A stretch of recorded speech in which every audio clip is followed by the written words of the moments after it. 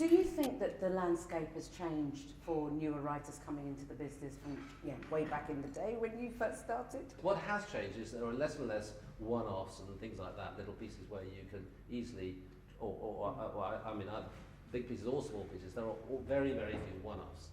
What television really does need, though, is more and more writers who will join series, because series, as you know, are getting longer.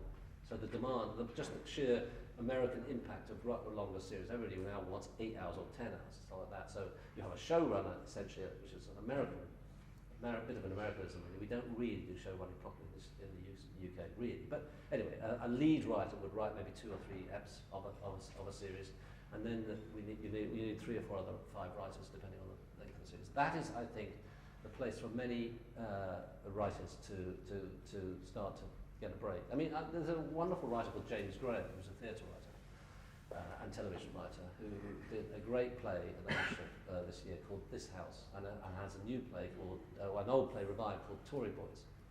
And James has only been working, he's only 30, and he's only been working in television for about 3 or 4 years. And he did, Lucy, what was that series called he did? No, just it was a BBC series, and it was a sort of not a bad series. It was about prisoners' wives. That was it. Sorry, that was it. Prisoners' wives. I think. Julie Geary's. What? It was Julie Geary's Prisoners' Wives. Yeah. Yeah, and he wrote on it. He wrote on that. Yes, I remember her talking about that. Exactly. So I think that was the first thing he wrote on television, and you know it was a very nice piece. Of course, it was part of a series. It wasn't his thing, but it was very nicely judged script, and from that he's gone on to doing his own stuff. So he's rising pretty quickly, James. But nonetheless, writing on other people's series is a very, very good thing to do, in my view, and more important now than ever before. And in America, absolutely considered bog standard. I was very, very lucky to have dinner with Vince Gilligan recently. He was an incredibly nice man.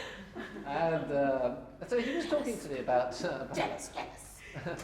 And he was on the X-Files. That's where he learnt everything. And he was just saying that he worked under a guy called Chris Carter, who was the showrunner, writer, creator of the X-Files. And he did, I think he was doing movie scripts, theatre, that sort of thing, and he's had a couple of spec scripts around. I think he wrote a spec for the X-Files, which was always the way to get into at least an interview. And I think he had a meeting, and then he ended up having lunch with Chris Carter, who took him on the first or second series. So he was just a junior writer in the room, and then he wrote 1, and then he wrote 2, and then and he stayed on it for about 4 or 5 years and learnt the craft of writing. And Vince Gilligan tells me, I haven't compared them, but the Breaking Bad is entirely structured like the X-Files. The whole structure that Chris Carter would do with every single X-Files, in fact it's a complete routine formula, is the same as Breaking Bad, which may well be the case. I mean, if Vince Gilligan says it is, I'm sure it is. So I know it's just an example of someone who's absolutely, at the top of his tree, who